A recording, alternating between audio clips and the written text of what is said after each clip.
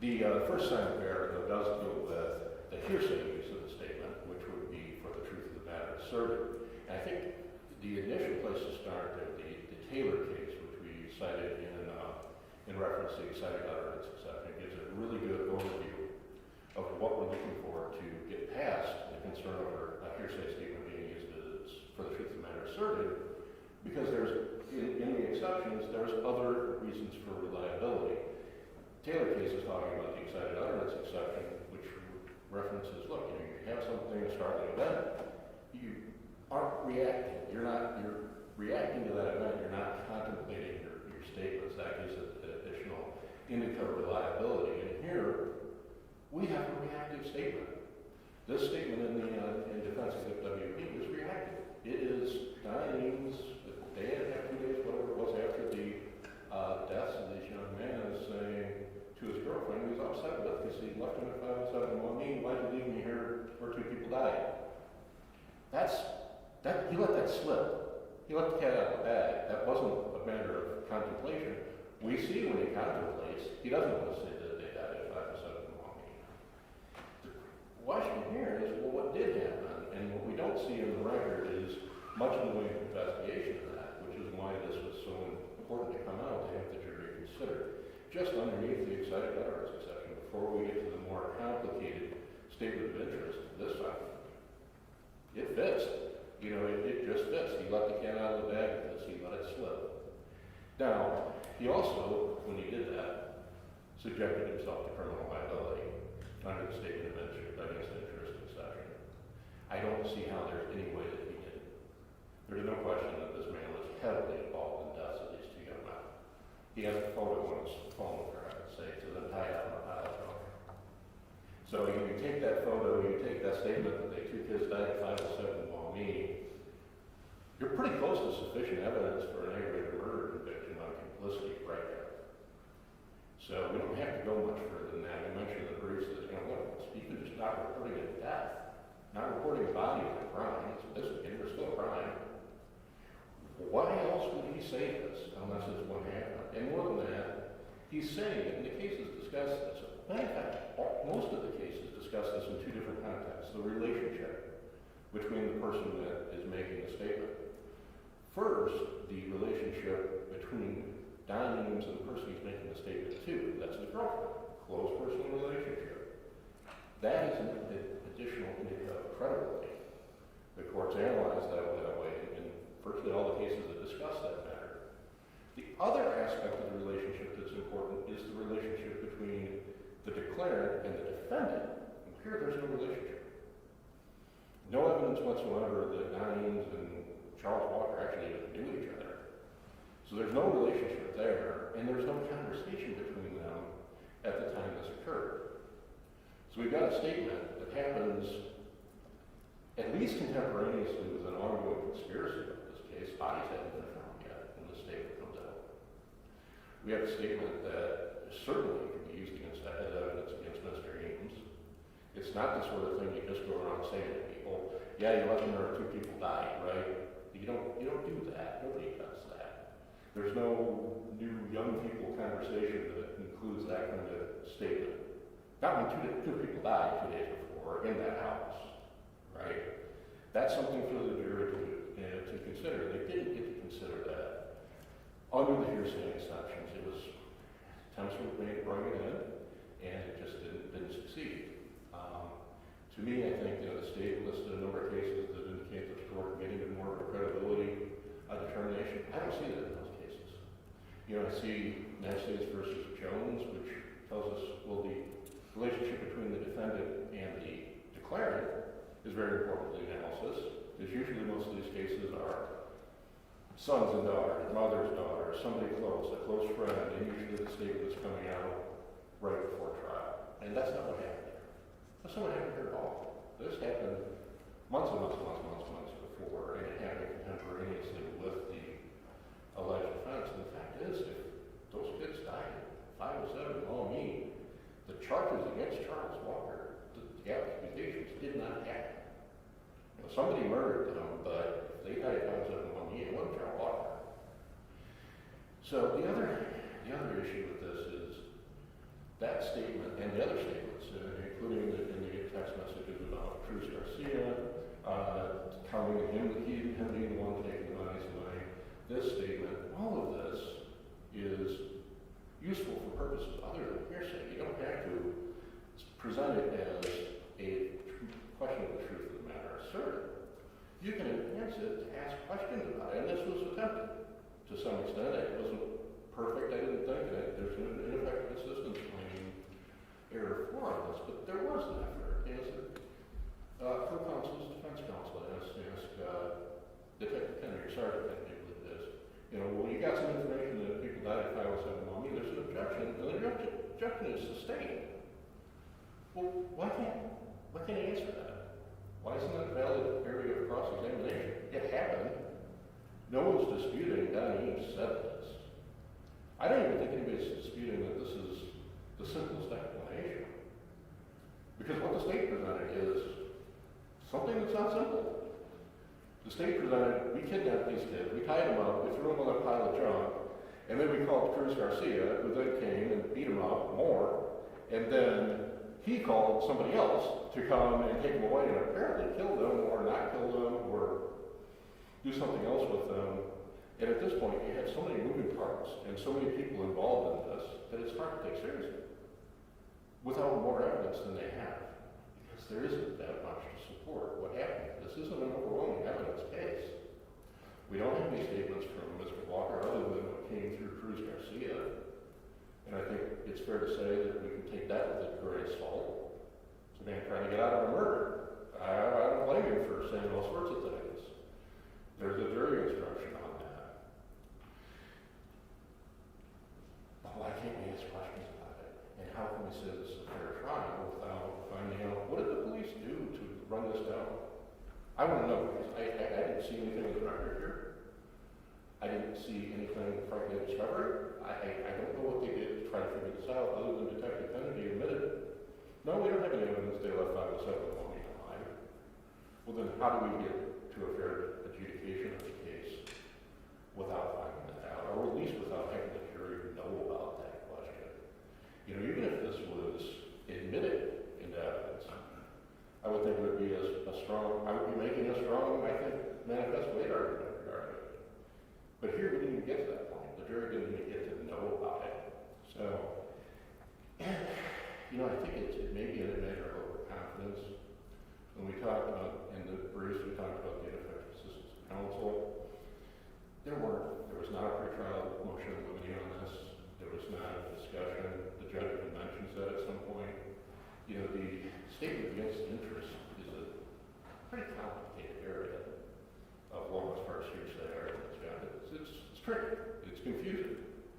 That's something that judge, I think, would have benefited from seeing something more. But more than that, there were a lot of other ways of trying to advance this, and they weren't very consistently done.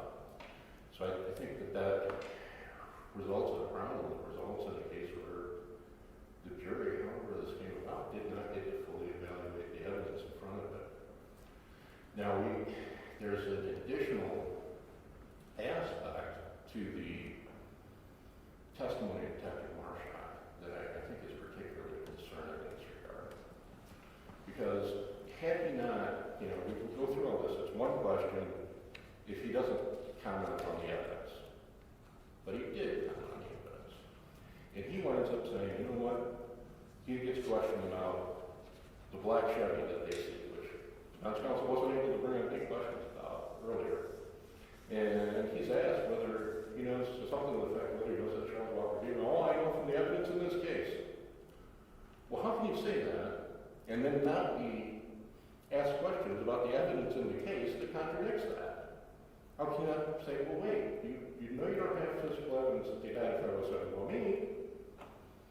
How can you say that's his car when one of the co-conspirators is saying they died at 507 Maumee? How did that happen? So, Your Honor, I see my time is ended. I'll resume the meeting for a while. Ms. Herrick, you have 15 minutes. May it please the court. The text message in this case that was sought to be admitted said, "You left me and forgot about me, made me sleep here too, people died."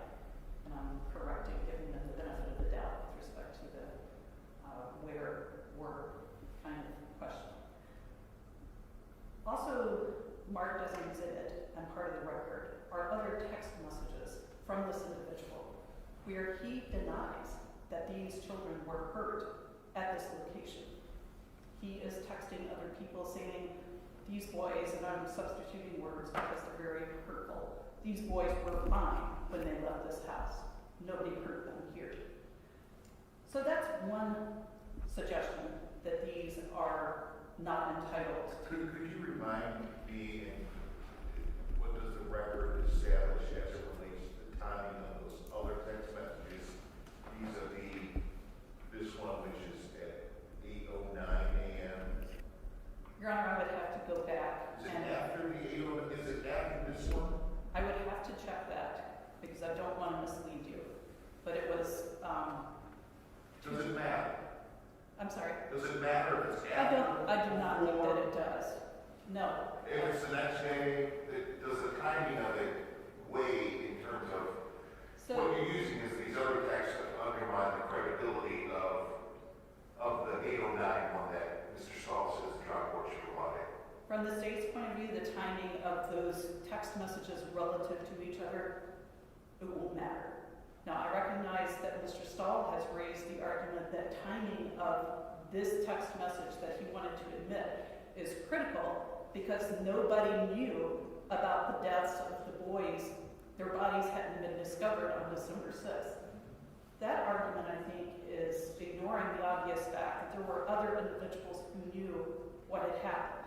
And we know that because of the testimony of Cruz Garcia, who said, the day after this happened, I went over to talk to Walker, and I said, hey, what happened?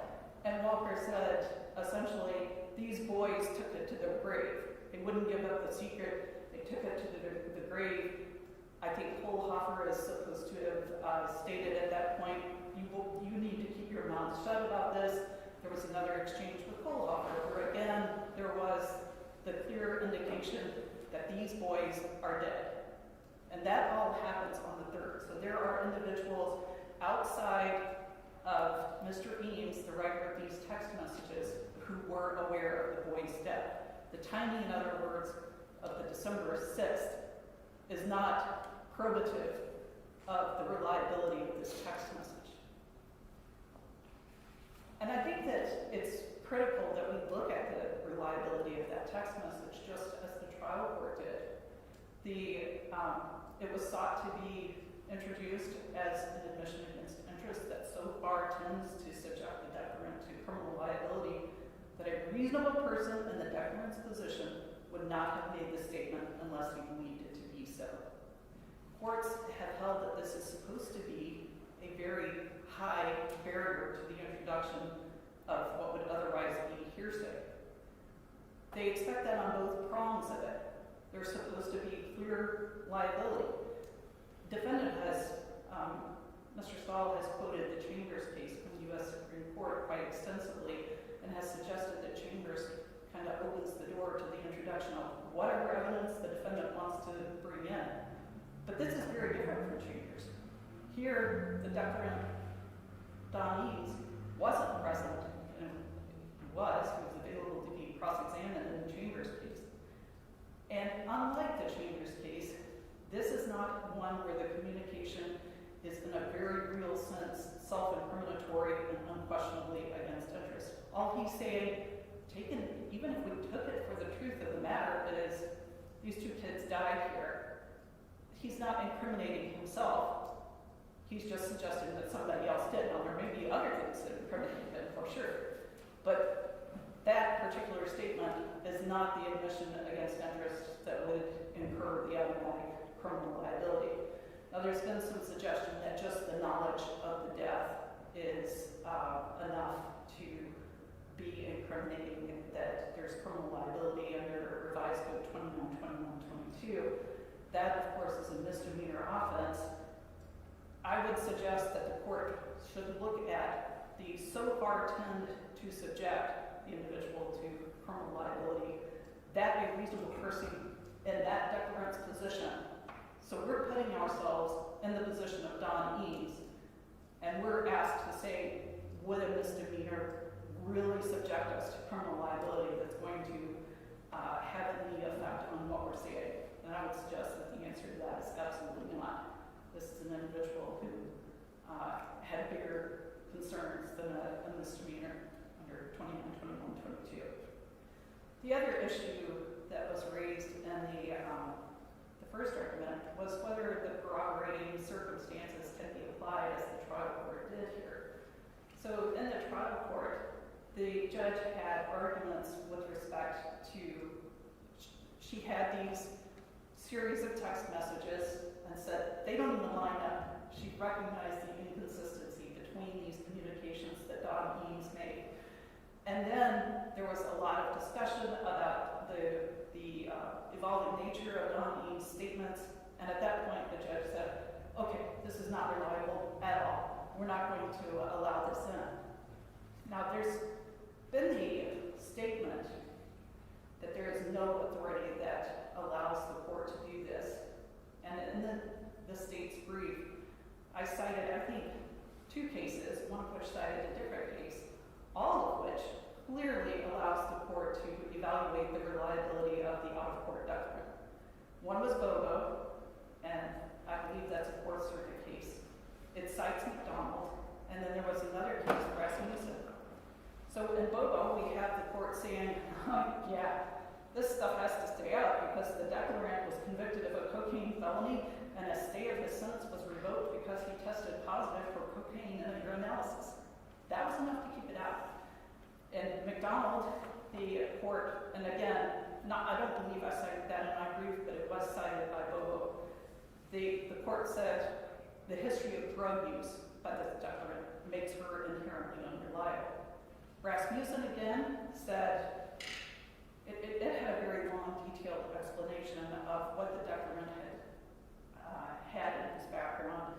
It mentioned 13 cases of false fraudulent entries on books, account books, civil tax liability with a recommendation of criminal prosecution, a history of converting his company's funds to his own use, previous lies to the witness at the trial.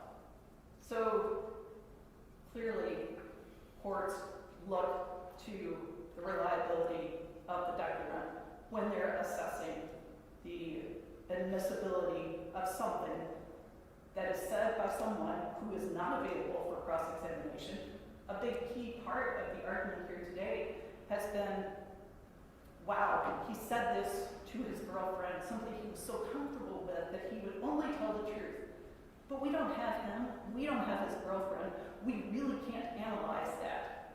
And so that's the kind of safeguard that this high barrier to introduction is supposed to prevent. Or that's the kind of safeguard that the high barrier is intended to impose. The question of exactly what the corroborating evidence is at trial, I think, is also worth noting here. We have, on the one hand, the inconsistency internally. We have also and by internally I mean the text messages from one recipient to another recipient. We also have the inconsistency with the testimony of Mr. Cruz, well, we call them in our brief, I think, PW, as well as Gingrich. All of whom were saying, these guys are fine when they leave the house. They're certainly walked out against their will, that's admitted, but they are fine. They're not dead when they're taken out of the house. And then we have the issue of the fact that there was testimony from a couple different people that the house itself was searched. The search occurred on December 9th, so 3 days after the text message.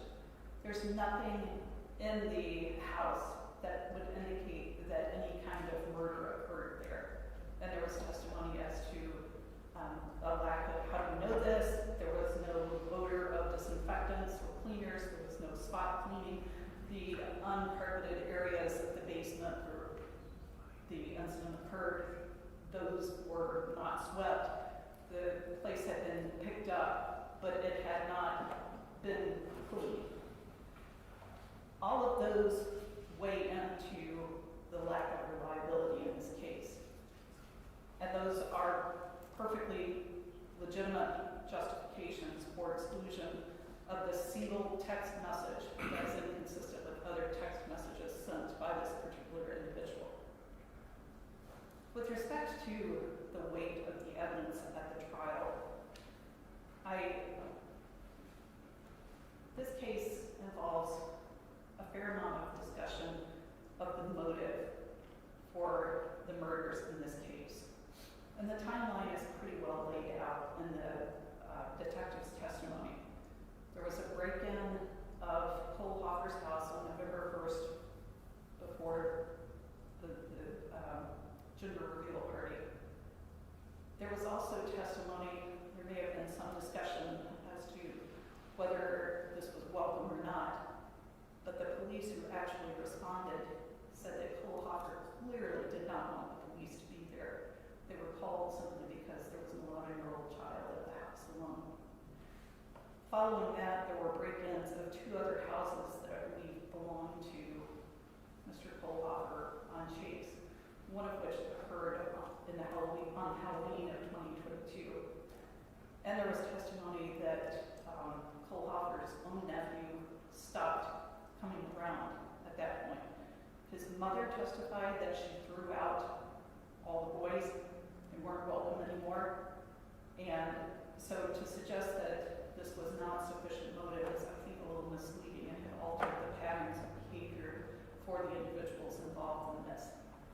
His mother also testified that until late October, the relationship with the one victim, his legal initials are KP, was good.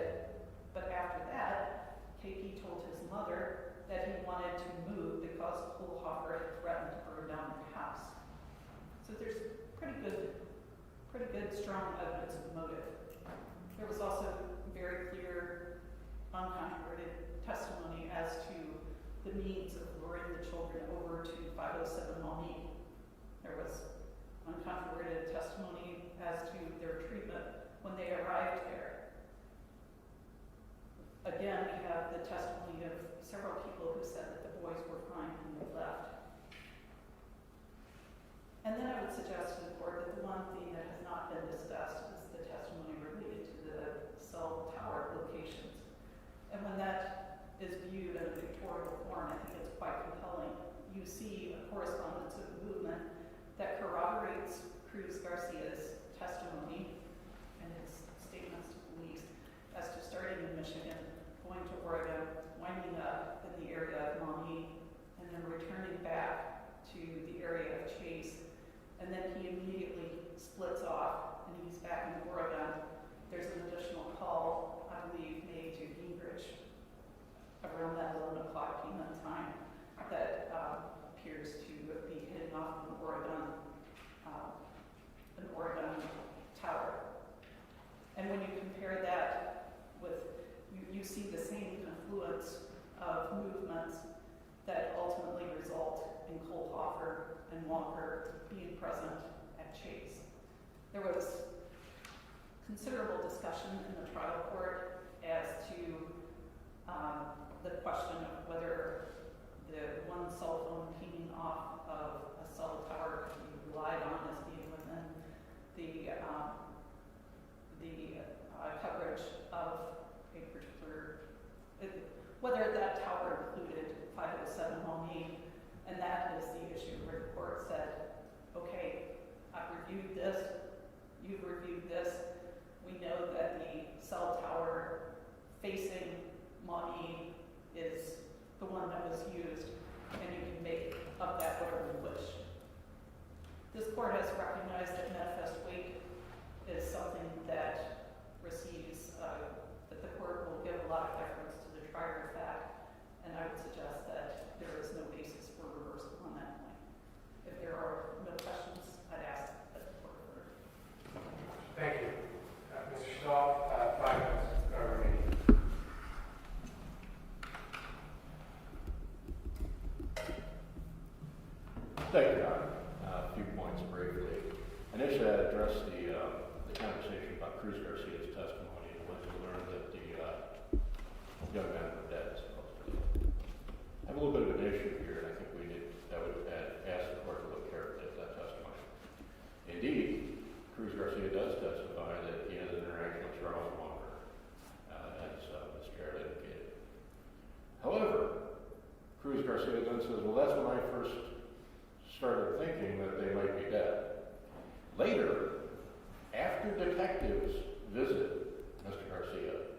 is when he contacts Brent Kohlhofer. That's page 1237 of the transcript. If you look at that page, well, then he says, that's when I knew they were dead, because I asked Brent Kohlhofer, maybe we ought to just let them go.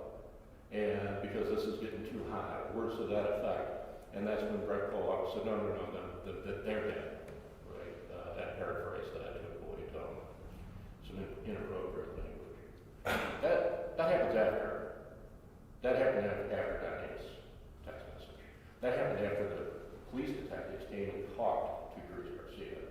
So that, how does Donnie know about this? I think it's still an open question. If he did hear it from Cruz Garcia, well, this is just more reason why Cruz Garcia, I just told you cross-examination on Cruz Garcia. Well, wait a minute. I thought you said you didn't know they were dead. Well, now Donnie says they're dead. Did you tell him, or did he not, or what happened there? And I don't know the answer to that. But I know that Cruz Garcia testified that he wanted Brent Kohlhofer to let them go, and he said that after detectives visited him. That's his testimony. I don't know if it's believable or not. I don't think it is. I think it's like 507 Maumee. That's a simple explanation for this case. But it's what he testified to. It's what the state elicited from him.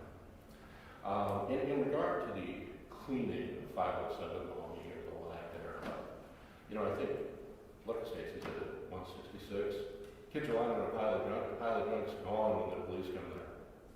The photographs are out, and I don't remember the exact exhibit and running. The photographs that get there now. There was a conversation about this. They're lying on a bunch of junk. Somebody cleaned the junk up. Whether they needed to clean anything else up, I don't know. But somebody cleaned the junk up. In regard to the cases, getting into the credibility, I looked at all those cases carefully, and all of them I found had the similar pattern where we're talking about somebody coming forward right before trial, somebody that's got a close relationship with the defendant, somebody that's not going to testify, and then there's a concern that the statement itself is fabricated. Not whether the statement's credible or not. That's for the jury to decide, not for a judge. Nobody waived jury here. The question is whether the statement itself was fabricated. That's what the State versus Sullivan discussed, which I cited, and so did the trial court. Chambers versus Mississippi. That's a statement. There was a confession of another person that the court didn't allow in specifically because of contradicting testimony. So I have a concern about those arguments. I think, the statute here, the rule is pointing that it's a reasonable person standard as far as whether you would make this statement at all. Not this person standard. In the briefs, I think Mr. Jarrett touched on this here too. In the briefs, there's commentary that, he's the sort of person that pistol butts people, so maybe you wouldn't care if there's a misdemeanor, you wouldn't care about it. Well, it's not about Donnie subjectively. And that's supported by United States versus Jones, the Sixth Circuit case that the state said. They talk about that in United States versus Jones. So I think that doesn't fly. To me, I don't see how this doesn't subject him to criminal liability. I don't think you have to completely have a full confession. And this is unique in that aspect because this is actually more than a confession. Because if it's true that those two young men died at 507 Maumee, the entire story is undermined. What Charles Walker is accused of didn't happen. Doesn't matter where he wrote the scar. And I'll tell you, there was an objection and a request for a mistrial on the testimony from Marshak about cell tower evidence.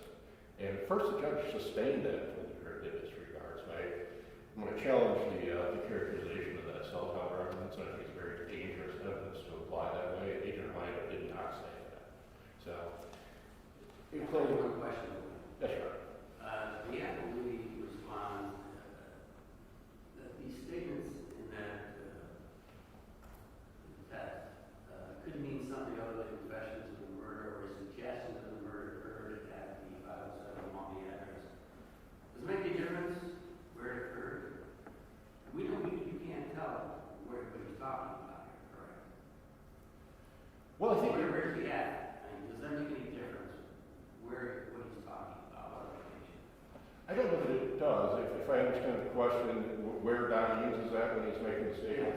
Because at that point, the house is burned out on Chase Street, so I don't think there's a reasonable idea that he would be in the house on Chase Street. So wherever he might have been, it looks pretty clear. The ONIX report indicates that it was at 507 Maumee. He's talking about talking to Corey and rest there. But if it's somewhere else, I don't think that changes the analysis appreciably. I don't think it changes the analysis all that much, even if it's Cruz Garcia came and took these kids away from 507 Maumee. I have no idea why Don Hughes would say what he said that morning then, though, because I just can't get past that. It seems like a question that the jury had to have before it to be able to determine the entirety of the case. It's kind of a remarkable statement in that regard. So, if there are no further questions, I would ask the court to reverse this and review the issues carefully.